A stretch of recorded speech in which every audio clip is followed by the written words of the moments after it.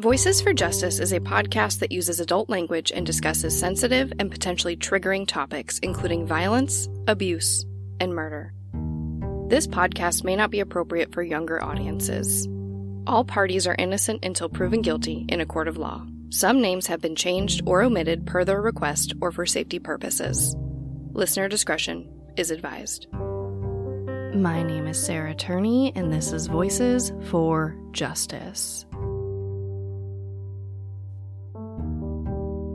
Today, I am discussing the case of 26-year-old Desiree Gibbon. Desiree was murdered in 2017 over Thanksgiving weekend, about 20 minutes away from her grandmother's hotel in Jamaica. Desiree spent almost every summer growing up at this very hotel. So when she was found murdered, not only were her parents devastated, but they were also completely shocked. After taking a closer look at the circumstances, her mother is certain that the perpetrator is someone that knew her and lured her away. There isn't a ton of media coverage on this case. In fact, I'd never heard of it before I was contacted by Desiree's best friend, Valerie. She sent me an email with the subject line in all caps, murder. Her email was only a few sentences long, and basically said that Desiree was brutally murdered almost 4 years ago, that they have no answers, and that no one would help them. She also attached a picture of Desiree, who is stunning, by the way. And when I Googled her name, I was even more shocked, because Desiree was actually a model and an actress. She'd worked for MTV, she traveled the country with the Truth Anti-Smoking Initiative, she worked with the rapper A$AP Rocky at one point, and she was even on the Nickelodeon show Blue's Clues. People flew in from all over the world for her funeral, yet no one is talking about her case, or the insane and frustrating circumstances around it. To be honest, I wasn't able to gather much from the little media that is out there on the case. Most of the coverage stops just a few months after she was murdered, and what is available has a lot of conflicting information. So I connected with Valerie as well as Desiree's mother, Andrea, to help finally tell her story in the most complete way that I can. This is going to be one of those interview-heavy episodes, but with so little information available to the public, I can't think of anyone better to help explain this extremely tragic case. This is the case of Desiree Gibbon. Desiree was born on October 13, 1991, in Queens, in New York, to her parents Andrea and Gary Gibbon. For Andrea and Gary, love came fast after meeting in a mall in New York. Just a year later, Desiree was born.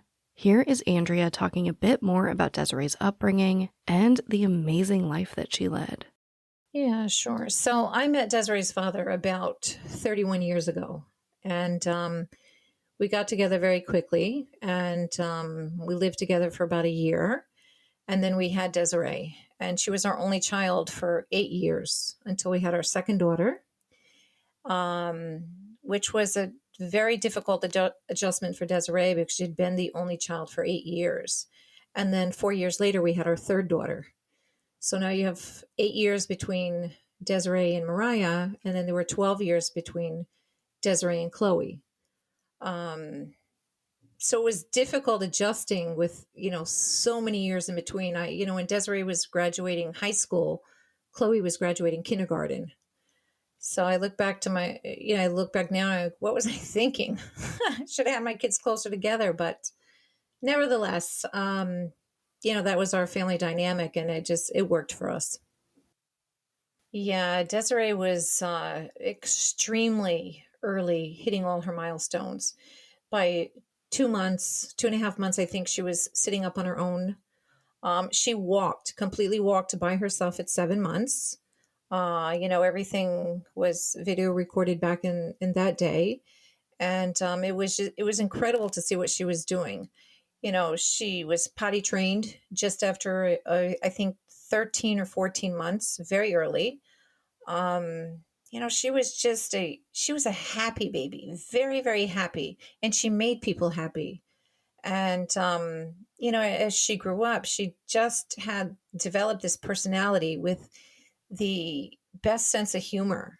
And she had tremendous amount of accents that she would just, whether she picked them up on TV or in the movies, she would just speak in all these accents. And I'm like, "Wait, who is this kid?" Like, she was really amazing. She very outgoing, bubbly personality.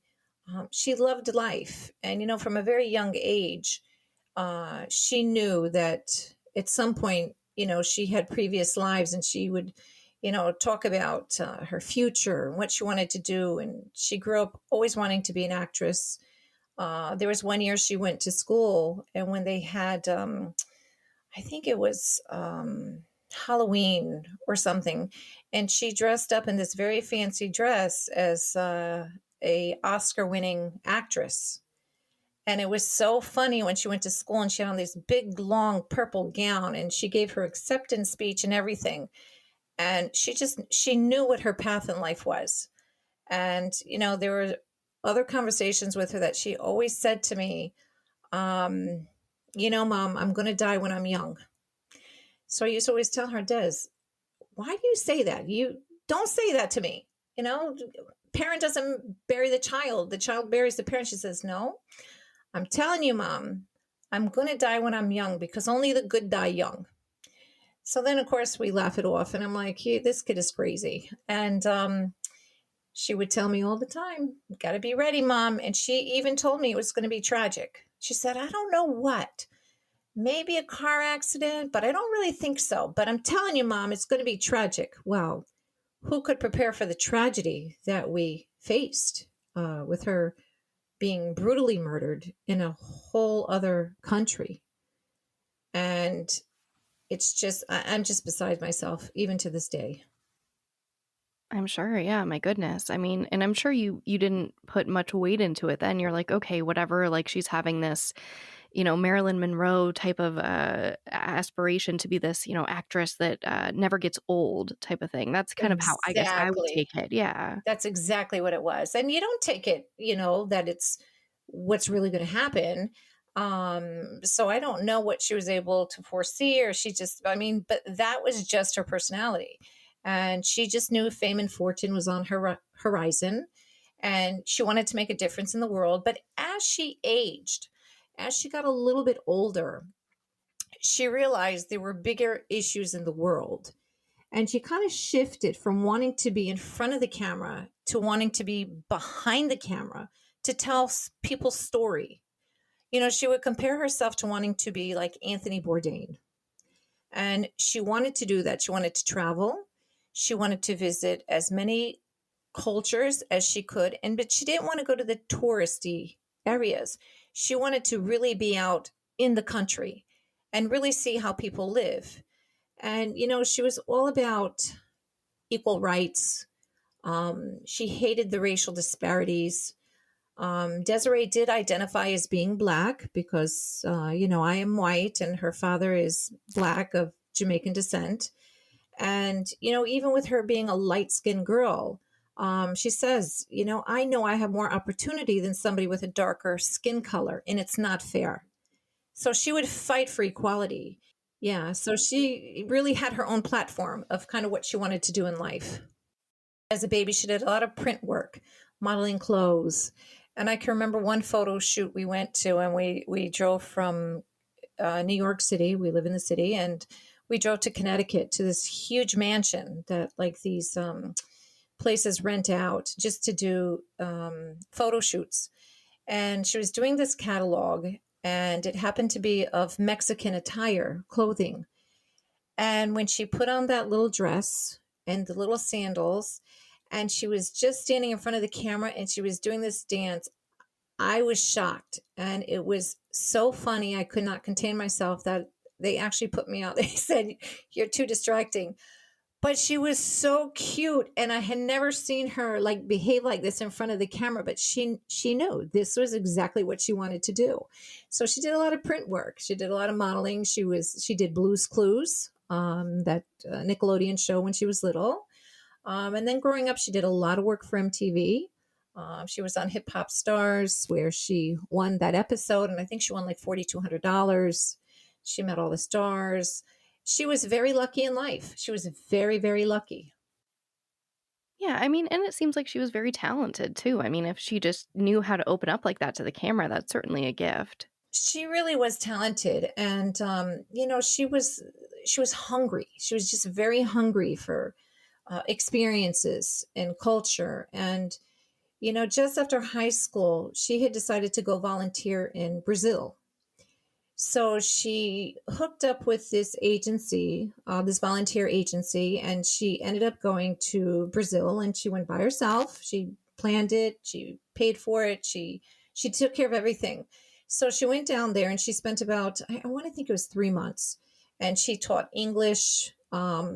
She taught soccer. She even taught herself how to speak Portuguese. So Desiree was actually trilingual. She spoke English, Spanish, and Portuguese.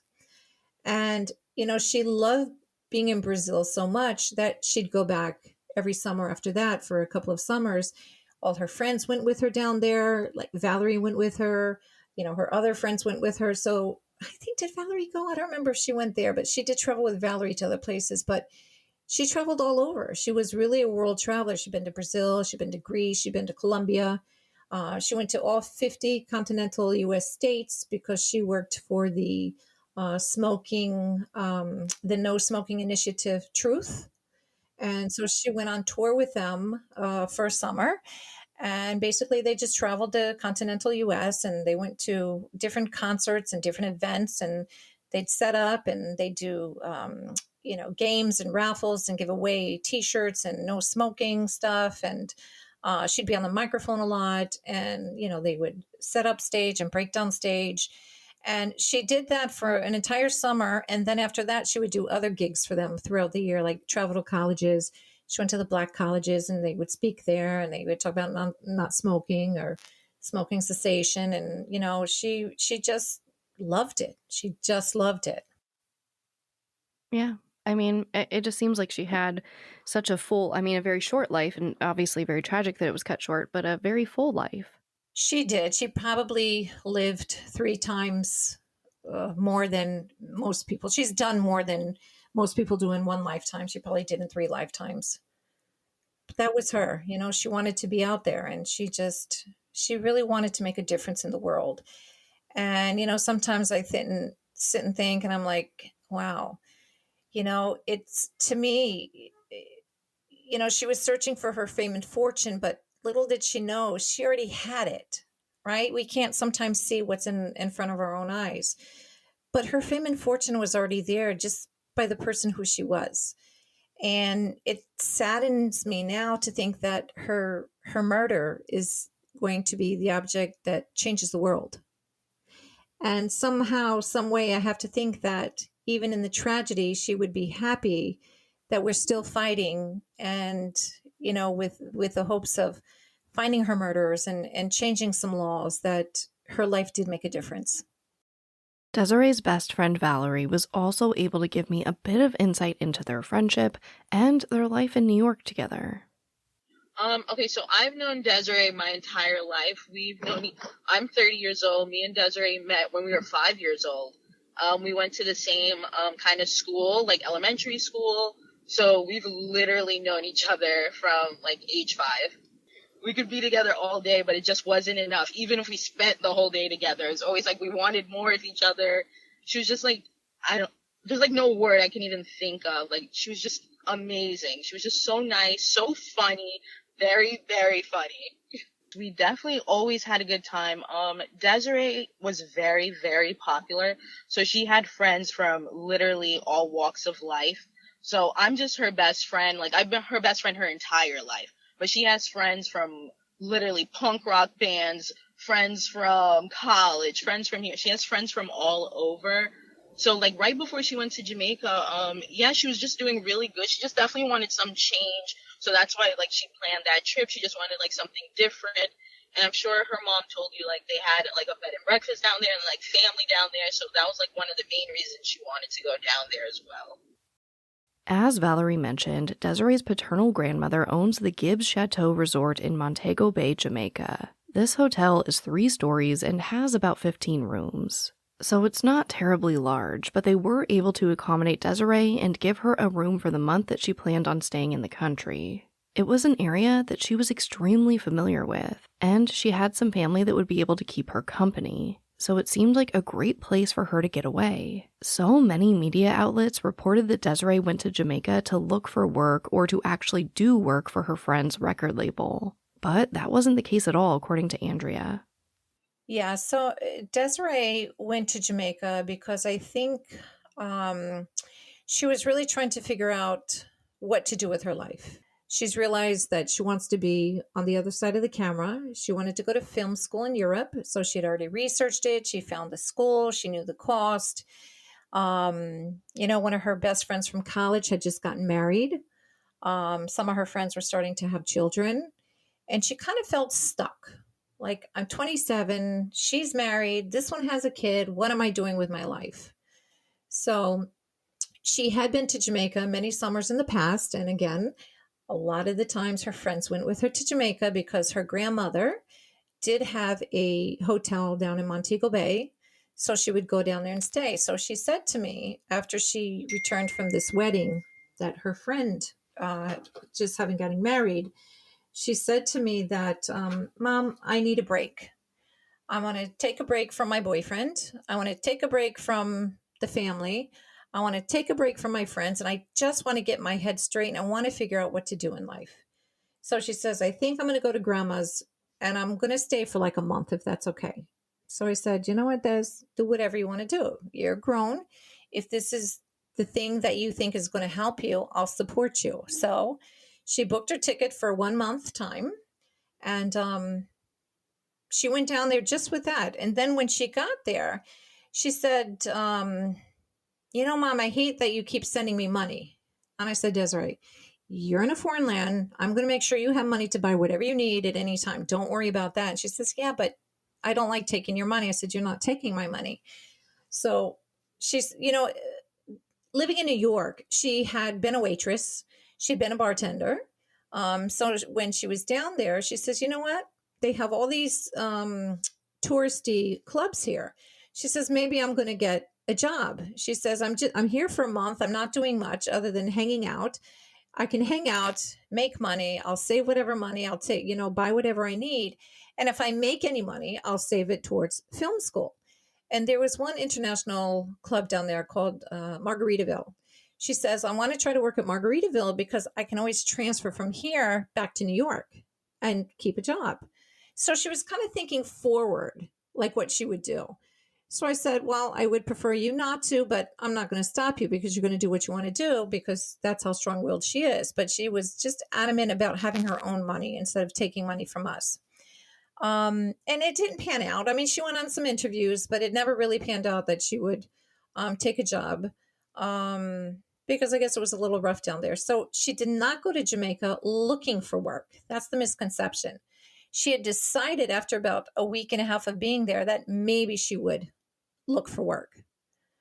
And again, it wasn't so easy because, it's a foreign country and there's a lot of red tape and you need, like we have social security cards here in the States. They have a work ID number or tax ID number or something that she would have to apply for, which she was in the process of doing.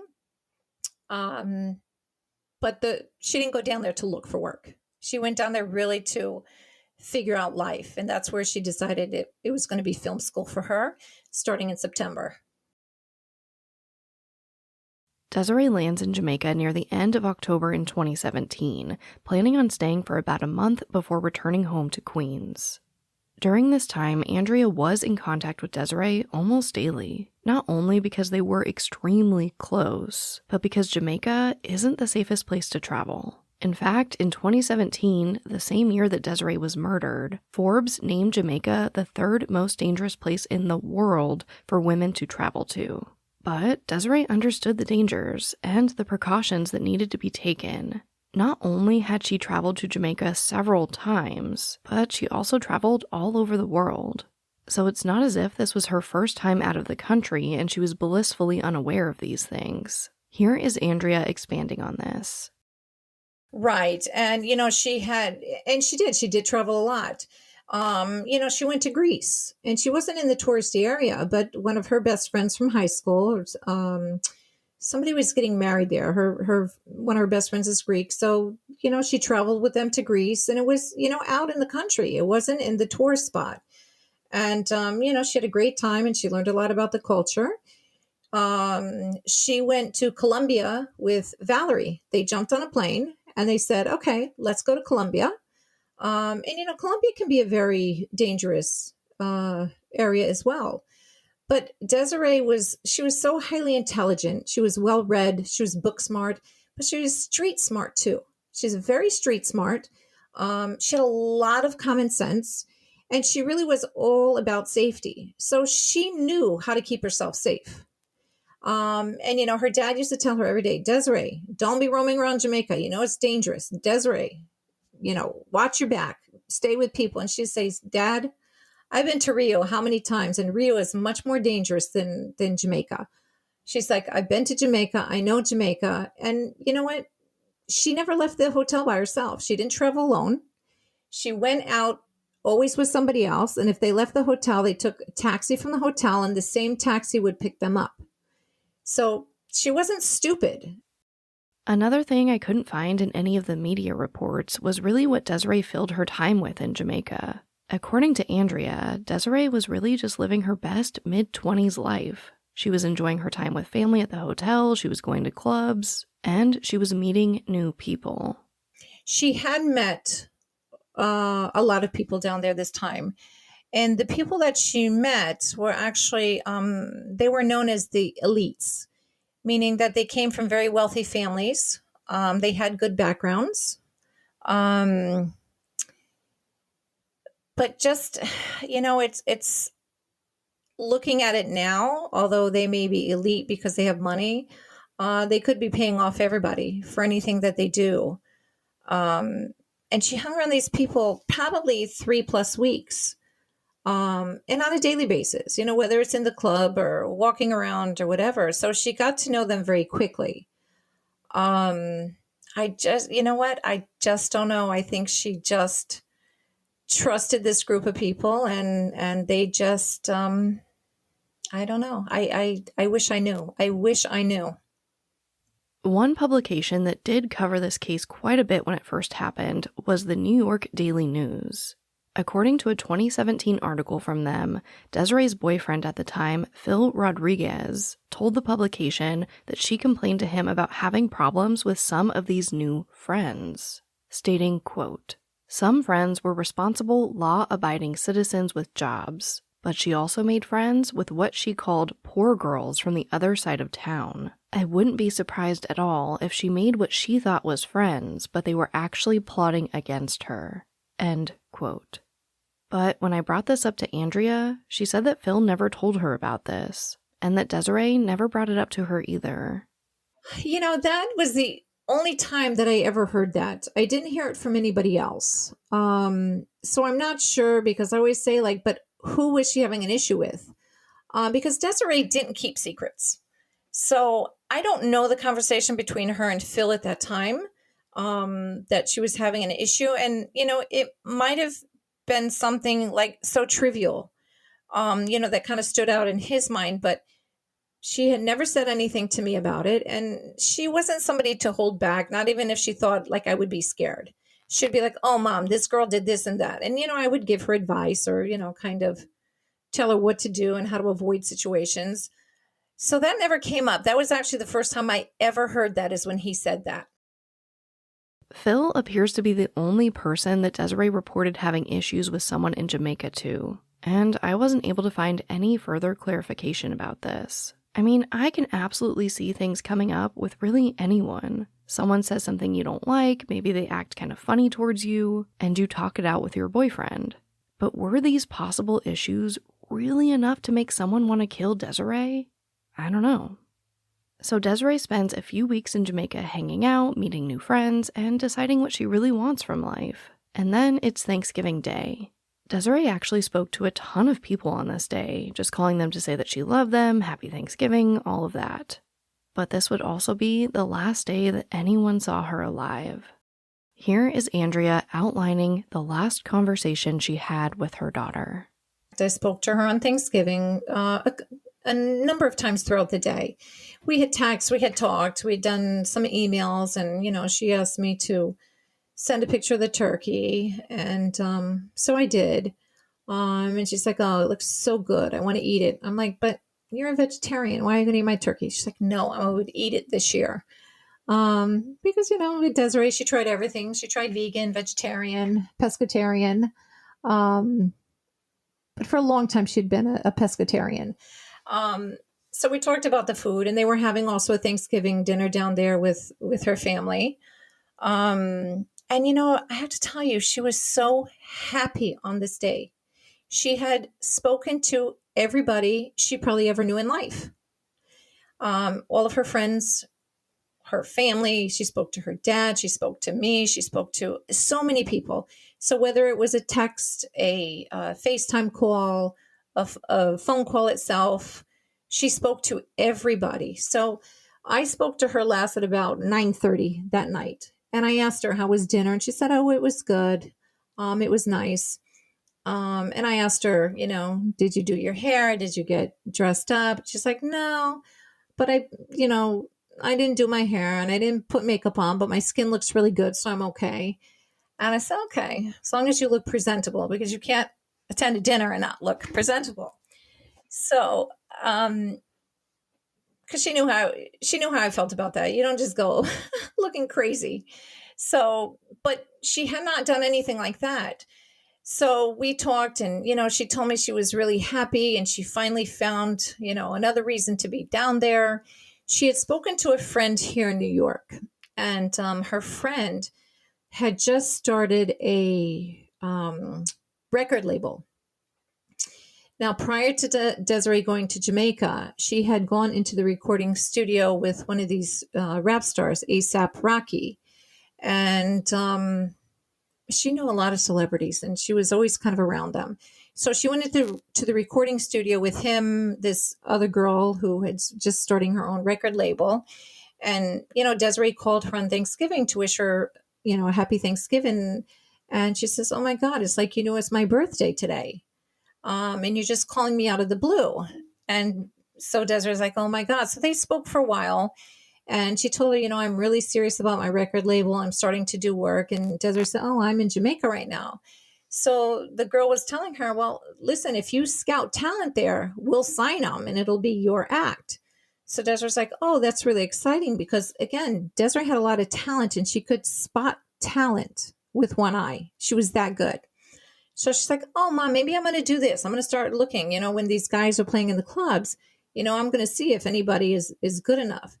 She was just so happy that day. She was people watching. She said, I'm watching the neighbors across the street. She's like, I think they're Puerto Rican and they're doing bird calls right now. And she's like, I really want to be their friend. They're like amazing to just watch. So she was very big on people watching too. And she was just happy. And we hung up about 9:30. I told her I would talk to her later. I loved her. And we just that was the end of the night for us. I did not know she had plans to go out because I don't think when I spoke to her at 9:30, she had any plans to go out. I don't think that was on the agenda because, again, hair's not done. No makeup is on. She's not dressed. She's got on shorts and a t-shirt. But Desiree does go out, at least out of her room. We know this because the hotel had security cameras that captured Desiree peeking her head out of her room several times. She then talks to the guard and eventually leaves her room altogether. Luckily, because this was Desiree's grandmother's property, Andrea and Gary were able to view the footage for themselves. And I do want to talk about the surveillance that caught her because I have also seen conflicting reports about that. I understand that she left her room with basically her American cell phone, which would have no, it operated off of Wi-Fi, and she just left with her cell phone and her room key. Is that correct? That is correct. She didn't have $1. She didn't have a bank card. She didn't have a credit card. She had nothing. She didn't have a purse, no ID. So she wasn't going anywhere, right? She was just going downstairs to meet somebody for a quick minute or drive to the store or something. So it just didn't make sense. When we looked at the surveillance video, we saw her come downstairs at, I think, 11:27 p.m. She had on, shorts. She had on flip-flops. She had on a midriff t-shirt and a white bandana on her head and her cell phone in her hand. And you could see her cell phone was lighting up and she'd been talking to somebody or texting or something. And she had said to the security guard, actually at that point, she was just speaking to him. And then she went back upstairs because she keeps looking out the door and there's nobody there. She went back upstairs. And then she came down at, I think, like 3 minutes later. The only difference in her attire is that she had put on a pair of clear sunglasses on top of her head as an accessory. Everything else was exactly the same. Still no purse, still the bandana, same shorts and t-shirt. And she walked down. You could see her with her cell phone in her hand again. And you could see her look at the guard and say something. And from what the guard reported was that she said she'd be right back. And then she looked out the door, and then she walked out the door to the end of the driveway, and then she made a left. And after she made that left, she was never seen again. Okay, so the surveillance, when I read something, it said there was surveillance of her on a road. Is that just the driveway to leave the inn? It's not even a driveway. It's more like a very small parking lot. Okay. Yeah. So she was not observed on any road walking anywhere because none of the street cameras, according to the police in Jamaica, were working. Oh, not a single street camera. No. Interesting. Conveniently. Mm-hmm.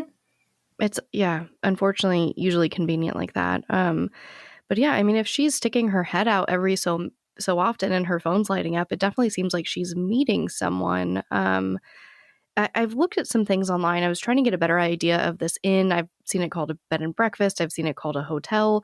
Would this be the type of place where you could just take your room key and walk down to a bar and charge things to your room so she wouldn't need her wallet?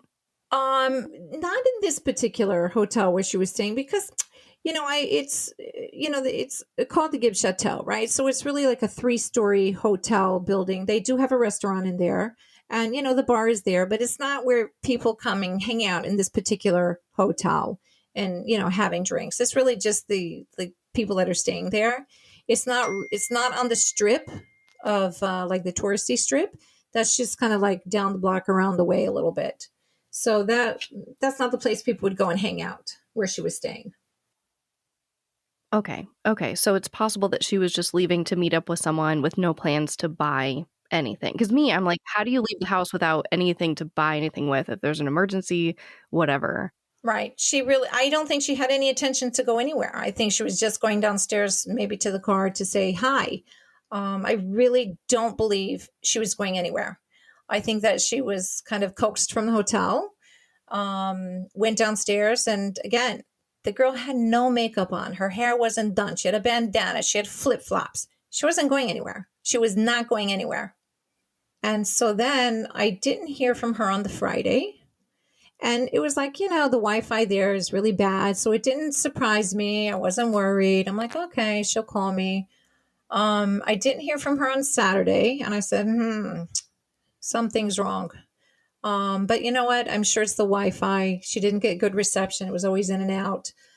And so I didn't bother her again that day. And then Sunday, I had gone out to my car. I was getting ready to go to work. And I sat in my car. And I got this really strange feeling that went through my entire body. And honestly, it was this feeling like, oh my God, it's finally happening for Desiree. She's in the right place at the right time. Oh my God, let me call her. So I called her and it went to voicemail. No, I'm lying. I text her. I'm like, oh my God, I just got this feeling. It's finally happening for you. Please call me. And she didn't answer. And I text her again and she didn't answer. And I said, okay, Wi-Fi is still no good. And that was on Sunday. Monday, I didn't hear from her. I'm getting a little freaked out. But again, in my head, I'm still chalking it up to bad Wi-Fi. And then on Tuesday morning, I got a call from her uncle, who was staying in the hotel the same time she was there. And he wasn't very nice to her. He'll tell you he was just trying to, protect her or keep her safe, but he wasn't nice. He didn't want her going into certain areas of the hotel. You can't get linens. You can't go in the kitchen. You can't do this. You can't hang out. You can't go out. And, her father told him, listen, she's a grown woman. You can't do that to her. Let Desiree be Desiree. So he called me on a Tuesday morning, and the phone number that came up on my phone, just said Jamaica. So I assumed it was Desiree because she bought a burner phone down in Jamaica. And I was just getting ready to start an executive meeting. So I'm in the boardroom and I'm sitting there, but I see it pop up and the meeting didn't start yet. So I answered it. And there's always this delay from Jamaica, initially. I'm like, Des, oh my God, Des, hey. And I don't hear anything. I said, Desiree? So then I heard the uncle's voice and he says, yeah, are you at work? I said, yes, where's Desiree? He's like, something's happened. Can you go home and call me back on this number? I said, no, I'm not going home. What happened to Desiree? He says, just go home and call me. So I hung up on him. So then I text my husband and I'm like, your brother just called me. Where is Desiree? What is going on? About a minute later, my husband calls me and I just sent it to voicemail because I'm in this meeting at this point. And then he texts me and he says, my mother told me, wait, let me think, how did he phrase it? He says, my mother just told me they killed my daughter. And I'm sitting in this meeting and I don't know what to do. I'm looking up and all I'm hearing at this point is blah, blah, blah, blah, blah, blah, blah. I remember looking at my boss and I said to her, can I see you outside for a minute? And she's like, yeah, sure. Because I'm looking at my phone from under the table, so nobody knows I have the phone. And I remember walking out in the corridor with her telling her, I have to leave. I have to leave right now. I have to go home right now. I have to go. And she's like, what's the matter? I said, I just have to leave. I have to go. I have to get out of here. I'm leaving. She's like, what is the matter with you? So I showed her my phone. And she about fell out herself and she ushered me into my office. And she says, call your husband. So I call him. And I knew as soon as I heard his voice, he's screaming and crying. And I told him, this better not be true. And I guess I went crazy because I said, if this is true, I'm going to kill you. I'm going to kill your mother. I'm going to kill your father. I'm going to kill everybody in Jamaica. Where's my daughter? And my boss ended up slapping me. And she's like, stop it. I'm like, oh, wait. Okay, sorry. What's going on? He's like, they killed her. They killed her. They fucking killed her. So I'm like, oh my God. Oh my God. So I still don't know what to do at this point, right? And I'm like, where are you at? He's like, I'm on my way to my mother's. I said, okay, I'll meet you there. So I remember going to his mother's. The detective called me from the house there. And I remember looking at his mother was there, his father was there, and the maid was there. And they put me on the phone with this detective. And he's, nonchalant. I'm like, hello? He's like, how are you? I said, don't ask me how I am. What is the matter with my daughter? He says, well, what have you been told? I said, they told me she was murdered. What happened to her? He says, yes, we found her on the side of the road in a bush with her throat slit. Sarah, I almost died. I just from there blacked out. I don't know. Next thing I know, I was sitting in my car, screaming and calling my dad and calling my sisters. And I don't know. And since then, it was crazy and there was nothing in the news about it. And it was actually a reporter in Jamaica who called the Daily News in New York to say to them that an American was murdered down here. Why is nobody reporting on this? So they gave the details. And then before I could even get home, every news station was outside of my house wanting to do interviews. And I mean, when I say every news station, there's about 10 of them, all waiting in line.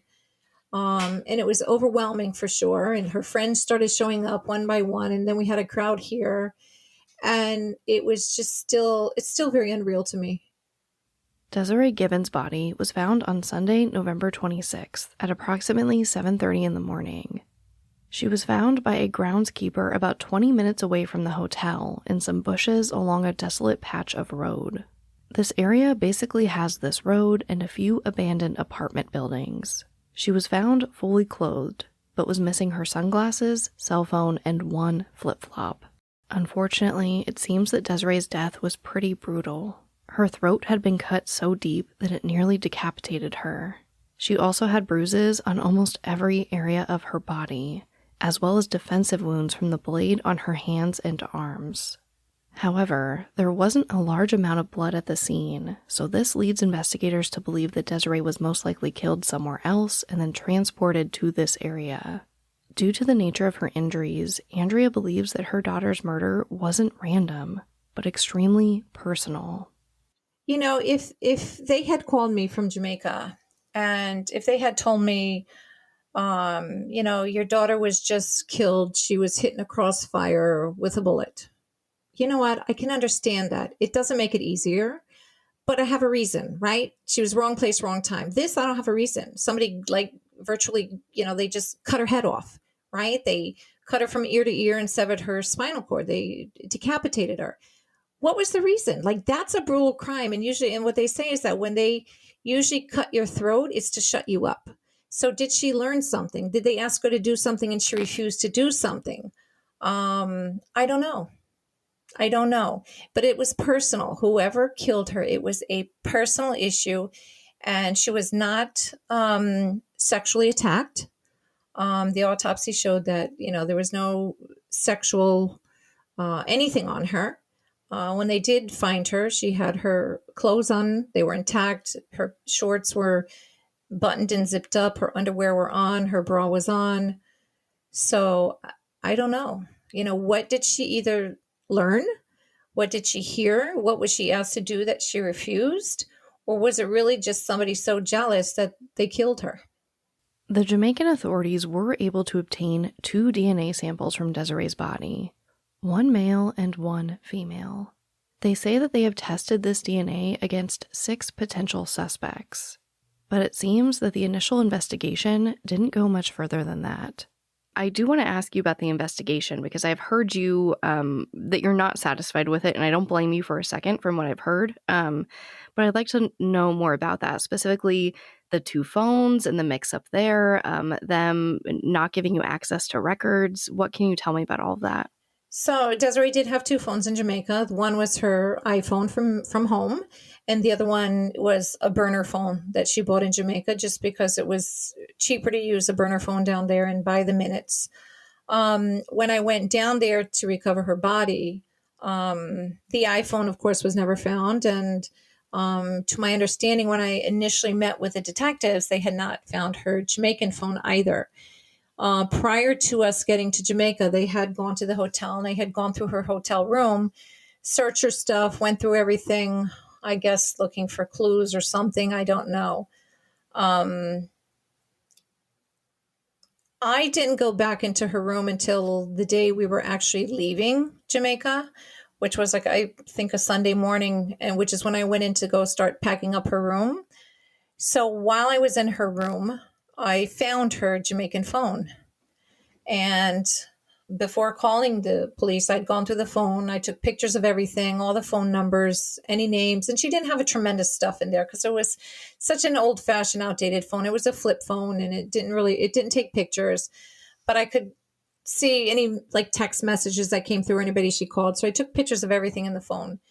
And then we called the detective to say, we found her Jamaican phone here. What do you want us to do with it? So they said, we'll come out to there, we'll pick it up, and we'll take your statements. And it was ironic because virtually the detective blamed me for planting her phone in this room. He's like, we went through this room. We didn't see this phone. I said, well, it was in a black duffel bag. Nobody's been in the room.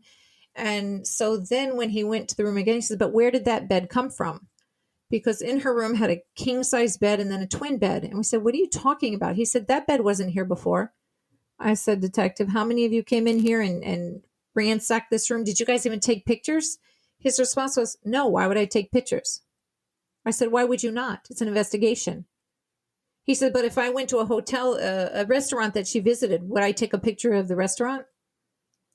I said, I don't know, but this is her room and you went through her stuff. 3 of you guys came into her room. Why would you not take pictures? So then only later do we find out that they did find her Jamaican cell phone in that room. The uncle told us, and because they asked him, is this her phone? He said, yeah, I guess. And they just threw it back in the bag. They never took it. So then we turned over the phone, and then, for it to be analyzed in Kingston.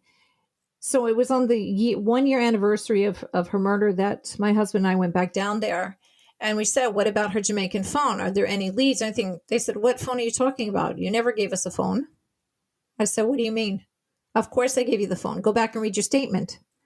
So they said, oh, we'll step out a minute and we'll call Kingston. So he comes back, he says, there was nothing in there. There was no numbers. Everything was blank. I said, that's not true because I took pictures of everything in there. So now they're getting nervous, right? And now I'm aggressive because they're saying, you're too aggressive, Miss Gibbon. You're too aggressive. I said, aggressive? My daughter is killed here and you're not doing anything. How do you expect me to be? Where's your children? They're home? Nice. So then with her iPhone, we said, did you get the phone numbers? Did you get her records from the iPhone? The detective says, yes, we got it, but it didn't prove fruitful in the investigation, so I deleted them. I said, you did what? Yes, I deleted them. I got them in the email, but there's no lead, so we deleted them. I said, no, you can't delete those numbers. You didn't show them to us. You didn't have a conversation with us. Maybe I can tell you something about those phone numbers that you don't know.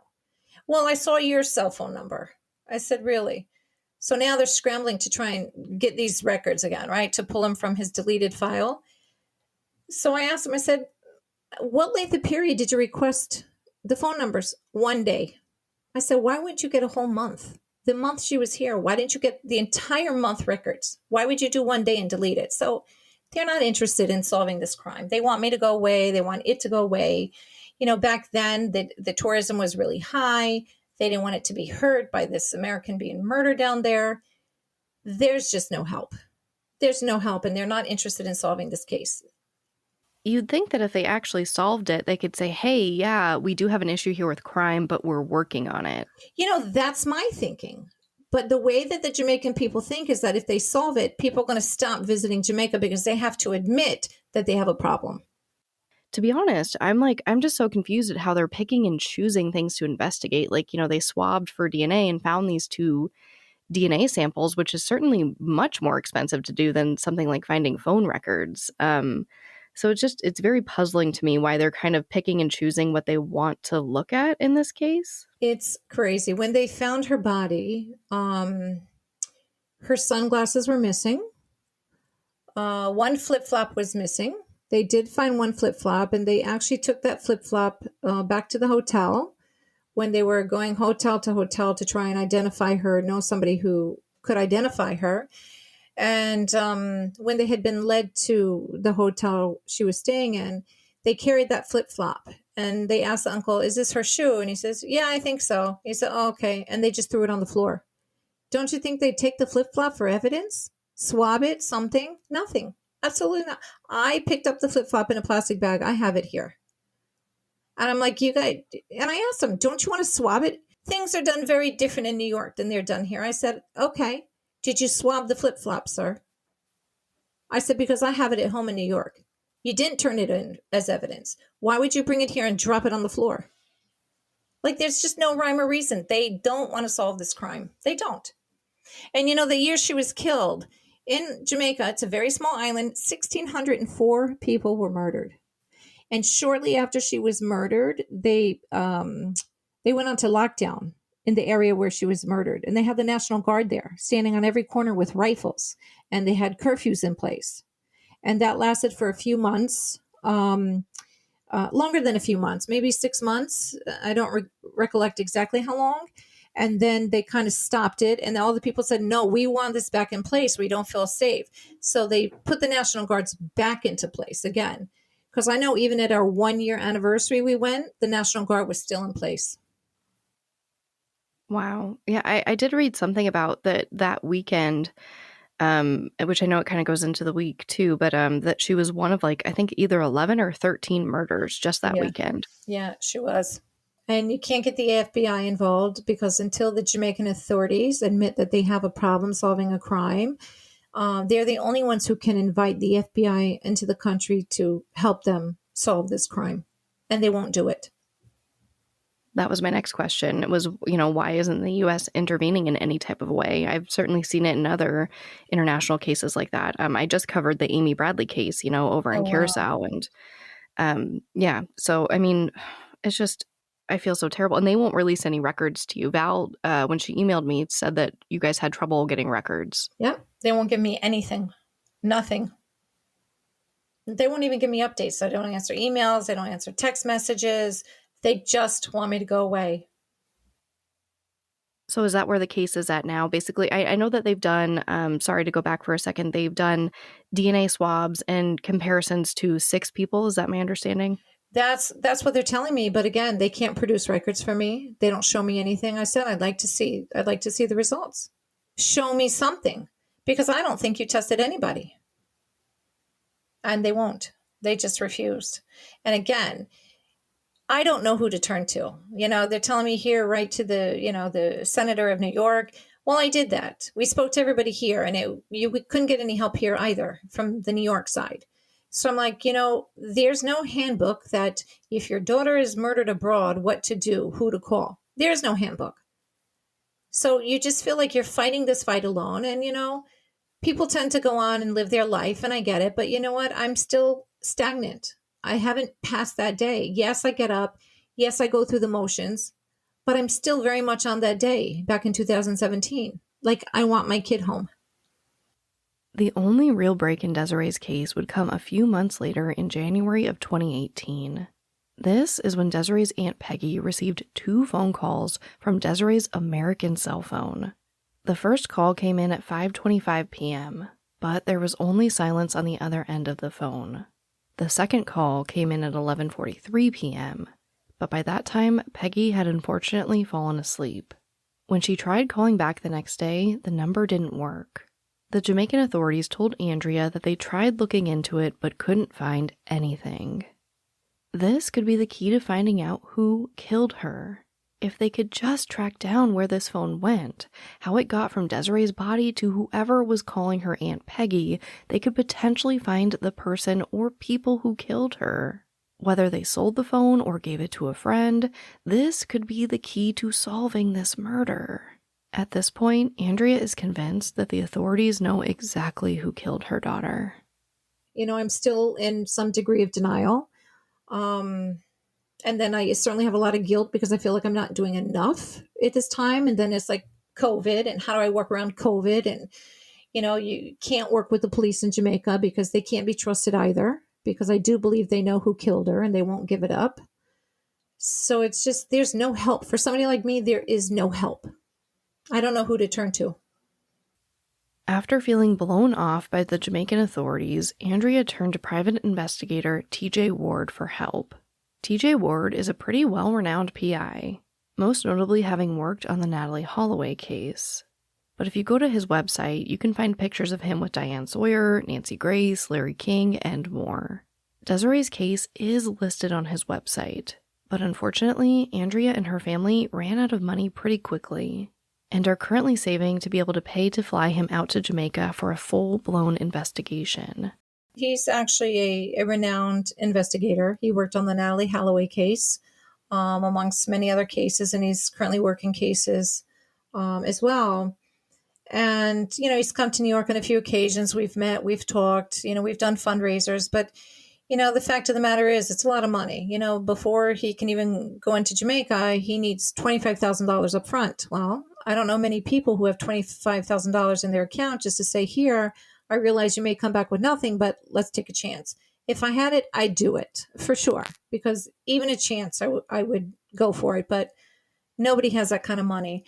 So it's a matter of trying to keep the awareness out there and figure out, how do we raise the money to get somebody to go down and be the voice for us, because my voice is not loud enough. Apparently it's not strong enough. And maybe it's too personal to me, that they feel attacked by me and they just tell me I'm aggressive and, I should relax. And, you don't want to hear those words. Don't tell me to relax, because your child is alive and healthy. Mine is dead.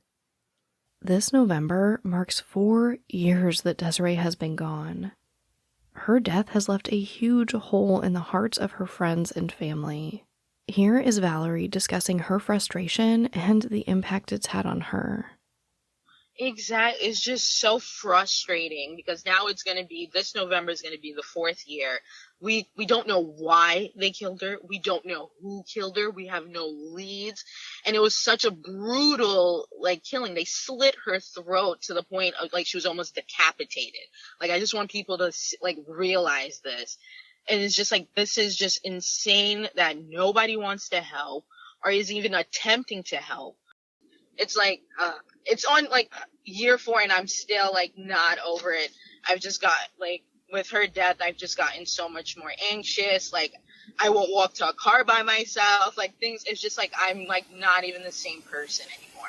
This has changed me like completely. I don't think her mom like even realized like how much of an impact like she had on some of us, like as her friends. Like, obviously, like her immediate family's obviously like going to be the most heartbroken. But, like, for us, like, as some of her friends, like, this has really, really affected us, like, so, like, really badly. As a way to commemorate Desiree's memory, Andrea has petitioned for her street to be renamed Desiree Gibbon Street. So far, every one of her neighbors has signed off on it, and the decision will be made in October. She's also working to create Desi's Law, a law that would help U.S. authorities aid in international cases involving missing and murdered U.S. citizens. You know, God, there's so much to say about Desiree, but it's really just that, you know, it really was, you know, such a precious life taken way too early. And she really was destined for greatness. And, you know, as I previously said, you know, it's just, to me, is sad that her greatness comes as a result of her murder. And although we haven't reached that greatness yet, we will at some point. But, you know, it takes a village. It really does. It takes a village, the community, the nation. You know, we have to stop the violence against women. And being murdered abroad makes it so much harder because we have no rights in their country. And those are the kind of things that I'm kind of looking at. And, you know, my goal in the future is to help people as well. You know, in particular, issues like this, like what I'm going through, you know, those that are murdered abroad, because it's not easy and you don't know who to turn to and you don't know who to ask what of. And, you know, there's not really support groups out there for somebody like me or for my kids or my family. So, I mean, there's a lot of work to be done. And, you know, I just miss this girl every single day. And, you know, I feel because I haven't done enough in trying to figure out what happened to her, I have a lot of guilt over that. And I keep telling myself there's no reason to have the guilt. But I do, you know, I do, because I don't feel like I'm doing justice for her. So we've kind of been pushing it out there a lot again. And I'm now going to sit down and, you know, print out like hundreds of pictures of her. And we're going to put them all in a box with another letter. And we're going to send it directly to the Prime Minister and let him pick up picture by picture by picture. See, this really was somebody very important to many, many people. Andrea is so passionate and has some great ideas to try to solve her daughter's murder, but she needs help. Which brings me right to our call to action. For me, I think that if we could get listeners definitely to write to the Prime Minister, I think is so important. And certainly donations of any amount, you know, every dollar helps. And that's what we really need. We just really need to raise the money to get somebody down there, be the voice. You know, we're also putting money to the side to offer, you know, like a $10,000 US reward for people that talk. And now that COVID hit them and they're very hard up for money. And, you know, what I've learned from the culture down there is they really won't do anything without money. And it has to be U.S. money because that's, you know, of more value than the Jamaican money. So I've put aside money for that in the event that we can get some leads, you know, up to, you know, catching these people, we'll give them a $10,000 reward. There are a few ways you can reach out to Prime Minister Andrew Holness and politely ask him to look into Desiree's case. You can call him at 1-876-927-9941. You can email him at opmnews@opm.gov.jm. You can fill out the form on his website, or you can even send him a tweet at AndrewHolnessJM. To be honest, I tried to call the number and I didn't get an answer. So I think I'm going to definitely have to tag him in a tweet about Desiree. And of course, if you are able to donate anything to Andrea's fundraiser to be able to send private investigator TJ Ward to Jamaica, that would be amazing. But even if you aren't able to donate, it would still be extremely helpful to share the fundraiser. I will have a link to the GoFundMe and all of these numbers and emails in the show notes. Desiree seemed like the most amazing person who lost her life way too soon. If you've made it through this entire episode, please just take that extra moment and help her. But as always, thank you, I love you, and I'll talk to you next time. Voices for Justice is hosted and produced by me, Sarah Turney. For more information about the podcast, to suggest a case, to see resources used for this episode, and to find out more about how to help the cases I discuss, visit voicesforjusticepodcast.com. And if you enjoyed this episode, please take a moment to rate and review the show in your podcast player. It really does help more people find the podcast and these cases in need of justice.